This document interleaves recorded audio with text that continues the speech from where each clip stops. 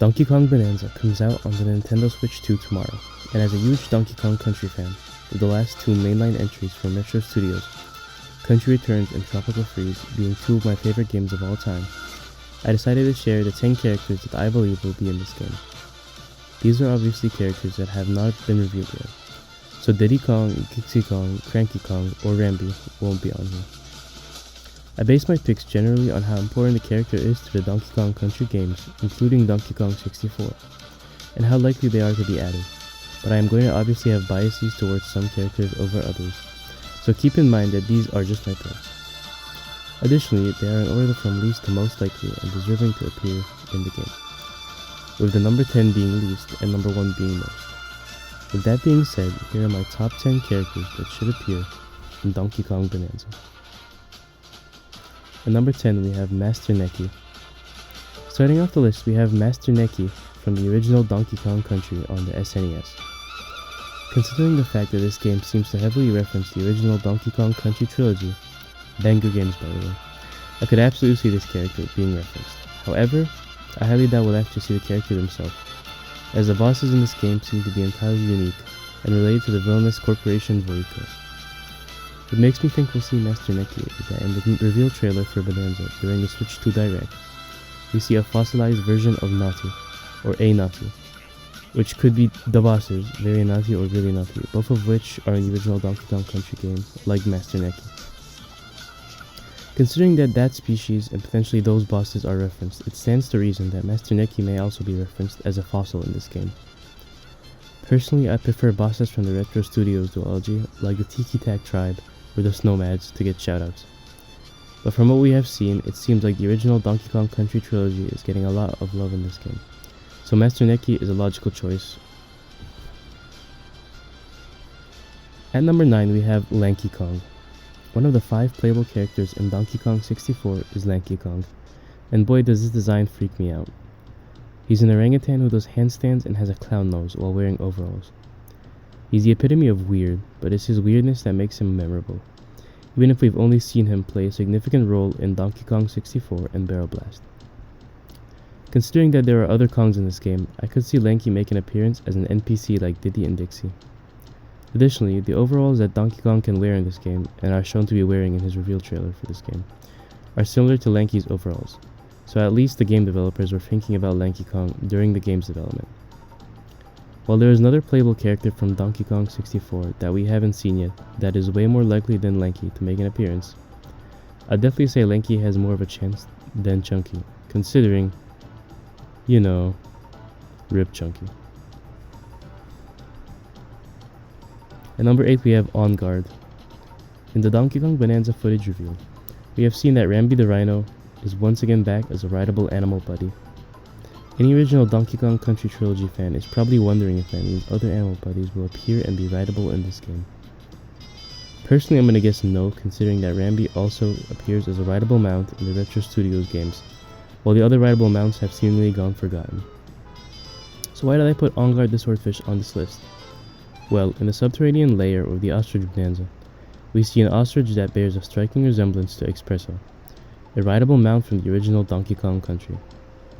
I believe that similarly, On Guard has a chance of being an NPC, especially considering that there is a beach underground world in this game. To be fair, it seems like the non-Donkey Kong or non-Kong NPCs in this game are the same species that Donkey Kong can get Bonanza powers for, and I doubt we're getting a Swordfish Bonanza in this game. So I'm not placing On Guard too high on this list, but I wouldn't be too surprised to see him. At number 7 we have Tiny Kong. The other playable Donkey Kong 64 character I haven't mentioned is Tiny Kong, and I think she has the highest chance of the 3.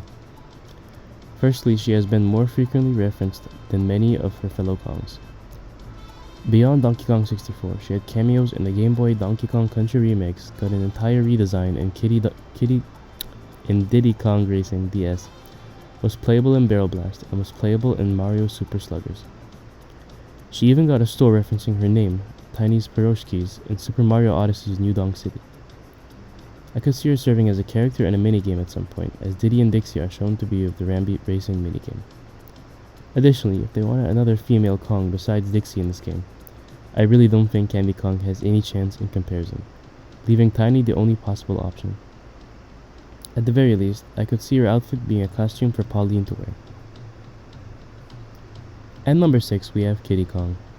Kiddy Kong is the only playable 2D Donkey Kong Country character to not be revealed to appear in this game so far, and I kind of understand why. He's the only playable character from the original SNES Donkey Kong Country trilogy to not be playable in a Retro Studios Donkey Kong Country game. And this is all because of how poorly he was received when he was playable in Donkey Kong Country Free, Dixie's Double Trouble. His oddly childish design for such a large character freaked many players out. Not as creepy as Lanky in my opinion, but still. And while this is a great case for him not appearing in the game or being referenced, he was in the Super Mario Bros. Movie, and his redesign there made him much more reasonably sized and less ugly. Such a modern reference and redesign, especially considering that Donkey Kong's redesign from the Mario movie is the basis for his look in this game, makes him a highly likely candidate to appear in some capacity, even if through a cameo or a mention by Dixie. To be fair, I didn't include Chunky, who was also seen in the Mario movie, but like I said earlier, Chunky is dead, so yeah. At number 5, we have Professor Chops. The only character to exclusively appear in the Retro Studios games on this list, I think Professor Chops has a reasonable chance of making it into Donkey Kong Bonanza. In Country Returns and Tropical Freeze, Professor Chops marks the checkpoint in each level, provides hints to the player, and starts the level in time attack mode. He's such a passive side character in those games that I could easily see him incorporated into this game, especially if there is a reference level to one of those games, which I am really hoping there will be. Additionally, I could even see him serving as a referee or a checkpoint marker for a minigame, such as the Rambi race we see Diddy and Dixie race Donkey Kong and Paulie in. If this game is like Super Mario Odyssey, we are sure to get more minigames throughout it, of which Chops would make much sense to appear in. At number 4, we have Mario or Jumpman. The main man of Nintendo in gaming himself, and the character most people are probably wondering about. Mario's inclusion or exclusion in this game is weird to think about. Depending on how canon this game is to the events of the arcade Donkey Kong, Mario is either the most logical or least logical character to appear here. This game is in fact a prequel, which already wouldn't make sense anyway, as Cranky Kong is the original arcade Donkey Kong. Then Mario or Baby Mario, because Pauline's a baby in this game, or kid, will surely appear at the end of this game. I could see him being in the final cutscene, fighting Donkey Kong as he gets defensive over Pauline. And while this is a sky-high ask, I could see him serve as a hidden or final boss for Donkey Kong at the end of the game. I highly doubt we'll get to fight Mario, but we do have a bust of him, presumably paintable in the Donkey Kong Artist side mode, unless that is just a sculpture made for the trailers, which I'm taking to imply that he could be in the actual game. Considering that Nintendo doesn't care about lore anyway, as Pikmin 4 players know, I have no idea if we'll see Mario, but regardless of if we do or don't, I'll still have so many questions. At number 3, we have Squawks. Squawks is sometimes a character and sometimes a species, but regardless, I think we are sure to see them in this game. Squawks has appeared in every single mainline Donkey Kong game, and he is even an animatronic in the line for the Minecart Madness ride at Universal Studios next to Cranky Kong. Considering that Squawks, the species, were used as items to help locate collectibles in the Retro Studios games, I could totally see Squawks used for that in this game. Even if not, I think we could see him as an NPC at some point, and even possibly as a fossil, but I hope we don't see him as that, because that kind of implies he died. Anywho, I believe Squawks has a very high chance of appearing in this game, and unlike the previous characters, I would be more surprised if they don't appear than if they do. At number 2, we have King K. Rool. Besides Mario, King K. Rool is the other big character everyone is speculating about. I personally think there is a near 100% chance we get some form of King K. Rool in the game, but I do not believe we'll get a boss fight, at least not as part of the main campaign. It is pretty apparent that the Donkey Kong series has moved away from King K. Rool as a main villain, as he's not even referenced in Country Returns and Tropical Freeze. However, he has become more prevalent in pop culture following his addition to Super Smash Bros. Ultimate, so I think it's impossible not to have him. I'm guessing that Voidco and Void Kong are definitely the main villains, with Mario as a potential final or 100% boss, but I could see K. Rool as an NPC. We see several crocodile enemies in the trailers, including a boss created by Grumpy Kong, And considering the element of animal bonanzas in this game, with the animal NPCs correlating to the species of bonanzas, I could see there being a crocodile bonanza and a crocodile layer of the underground, where all the Kremlings would live. Depending on how canon this game is, K. Rool could serve as an NPC in this layer, reluctantly helping DK, or first meeting DK as a benevolent NPC, but having animosity towards him. My other theory is that the wish that Donkey Kong makes at the end of this game, if it is canon, is for Donkey Kong Country to be formed, for him and his family. When that happens, I'm assuming all of the species we see in the underground will go on to live there, including the Kremlings and fossilized enemies, presumably including King K. Rool. Or, as everyone really wants, he could just be a bonus boss like I theorized for Mario. Regardless of what path they go down, I don't see any way we don't get King K. Rool acknowledged in some way.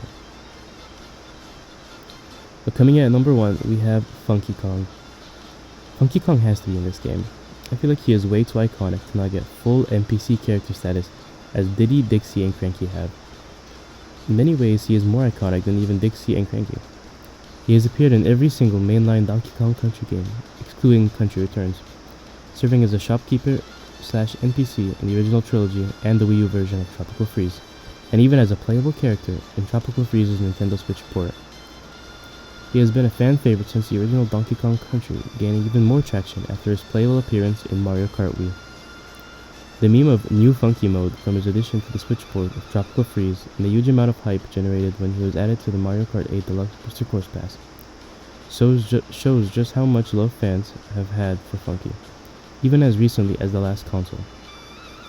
Considering how big of a character he is, as well as his history of typically serving as a shopkeeper or NPC, it stands to reason that the Mario Odyssey team would implement him into this game somehow. I'm not just guessing he'll be a cameo, I believe he is surely going to be a full talking interactive NPC like the other mainstream Kongs in this game are. On top of all of that, his iconic surfboard and surfer personality would make him a perfect NPC for the beach level we saw in the Bananza Direct. So I'm sure, without a doubt in my mind, that he will be in this game. So those were my picks, even if none of these characters appear, though I am sure Squawks, K. Rool, and Funky will. I'm sure it's going to be an amazing game. It'll definitely live up to the expectations of most fans, as it already looks much better than Mario Odyssey, which is not an easy feat. It may even win Game of the Year at the Game Awards, considering that another 3D platformer, Astrobot, was able to do so last year. Anywho, thank you for sticking to the end of the video. I hope you enjoyed it. Keep on the lookout for more Nintendo videos in the future. JM Comics, out.